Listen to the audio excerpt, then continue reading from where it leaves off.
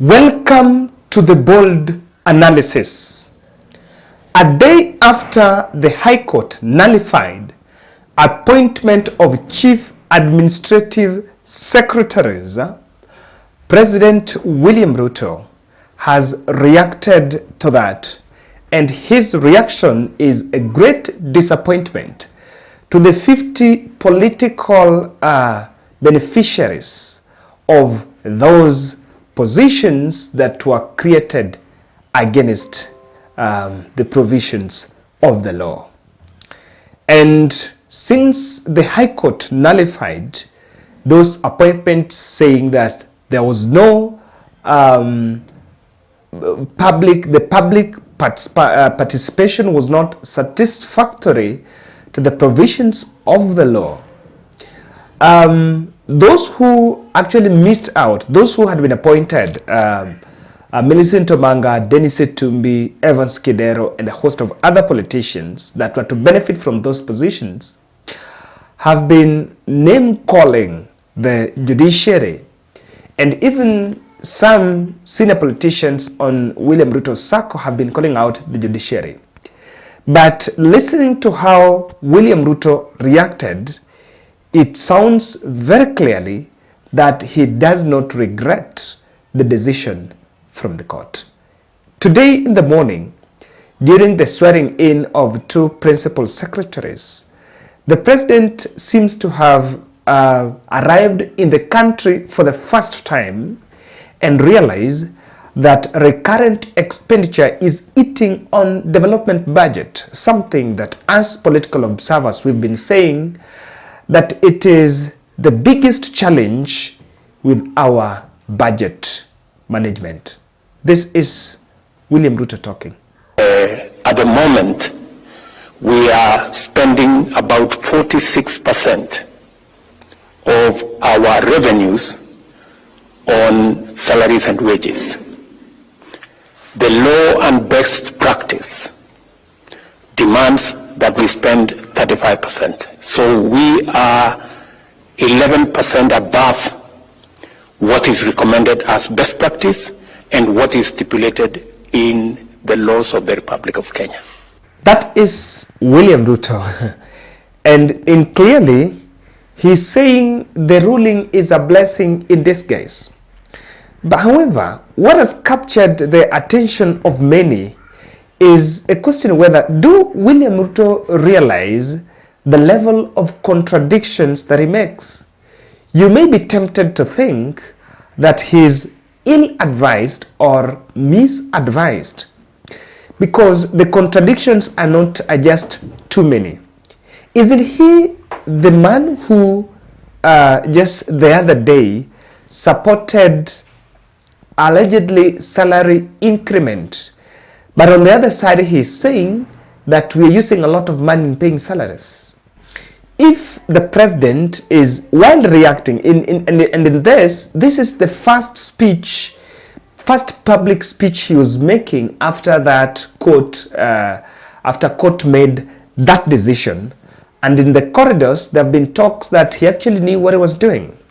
This is a bad news to these fellows, because what the fellows that were appointed in this position would expect is a situation where the president will be very angry, and as in the president will come out, or William Ruto will come out to express his great desire to have these fellows hold these positions, or the input, the value that these cabinet administrative secretaries are adding in the structure of government, or rather in the operation of government.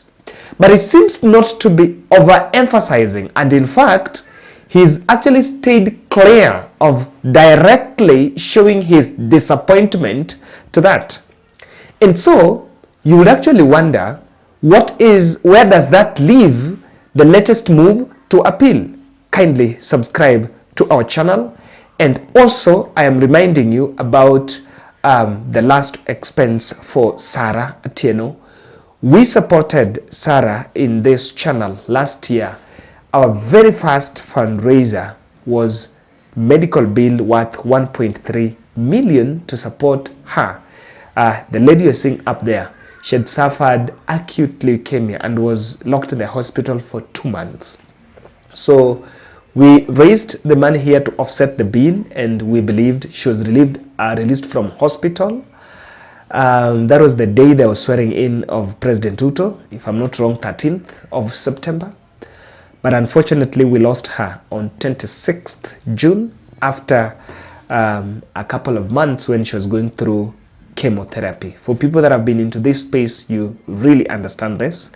She actually suffered a blood clot, and yeah, we lost Sarah. So we are reaching out because the bill is overwhelming, and we are targeting to at least support this family on bit of the medical bill that is remaining, then the last expense and the welfare of the child. I'm also glad that some are also reaching out for specifically for the child, and of course I'll be so grateful. So I was actually targeting to fundraise 150,000. I believe we still have a whole week, so I'll be updating you on the progress of this fundraiser. We started yesterday, I think.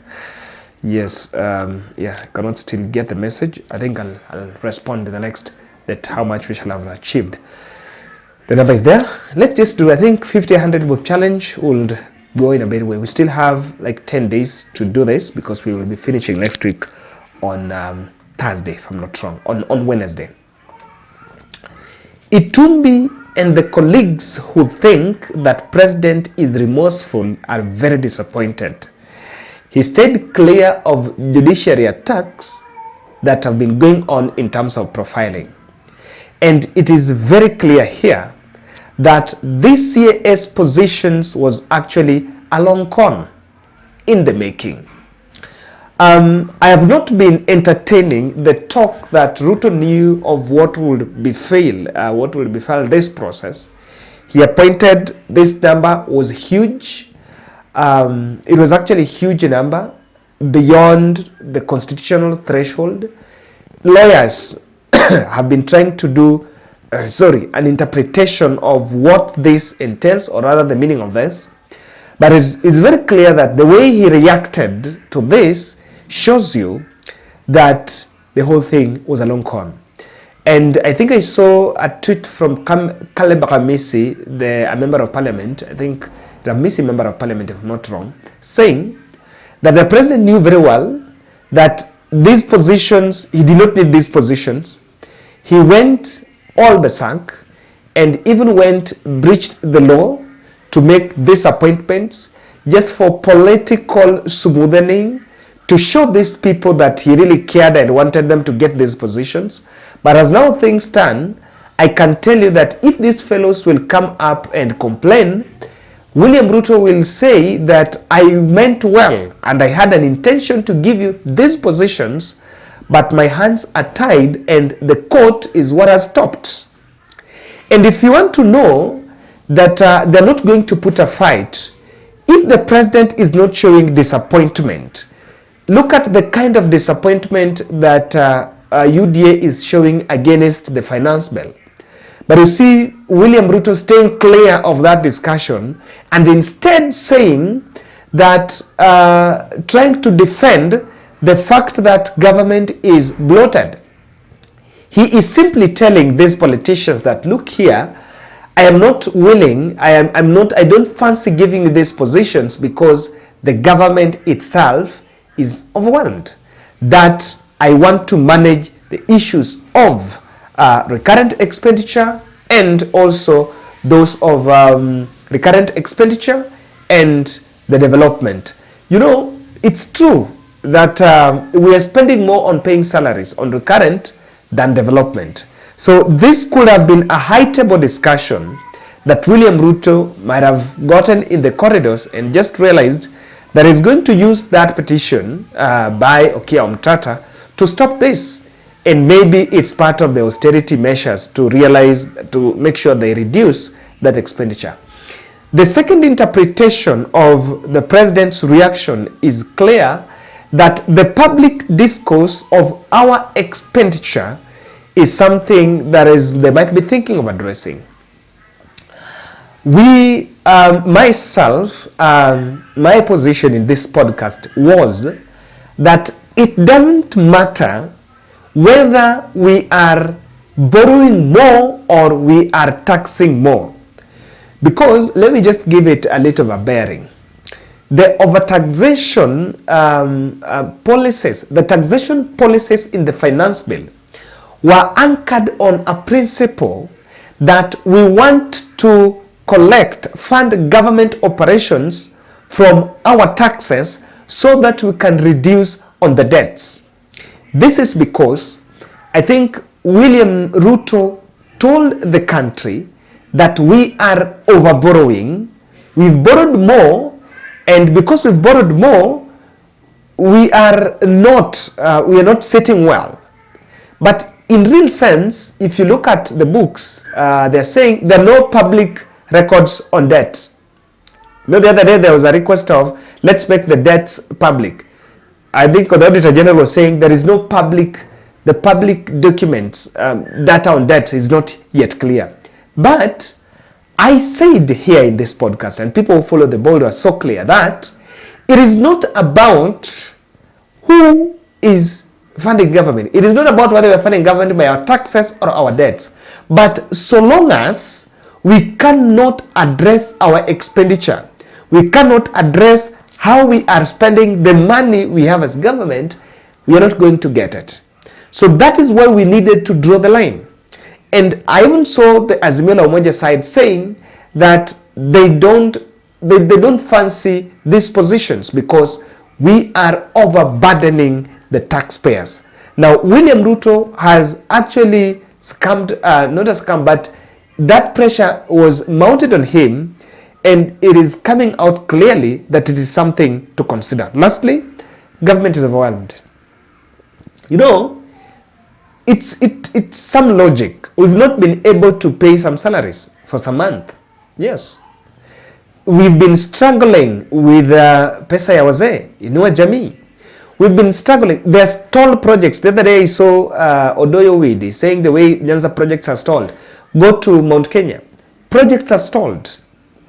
We are just trying to grapple with some one or two that had started and we can fund kidogo kidogo. But if you look at our development, it is not there. And William Ruto knows very well that he campaigned in the platform of changing overnight success. Kenyans are waiting for those answers. And within no time, it will not be about political affiliation, but it will be about what have you done. That is why I see very well. President is telling Kina Itumbi and the likes that I support what the courts are saying. And this, where does this leave the appeal by Muturi? You know, it is not going to be a shock if he appeals and see they lose that appeal. It might take the route of BBI if they decide. I wish they just leave it, because even William Ruto himself knows very well that this CIS position is just political rewardees. They're just to be rewarded politically, but it has nothing to do with making government effective. Thank you.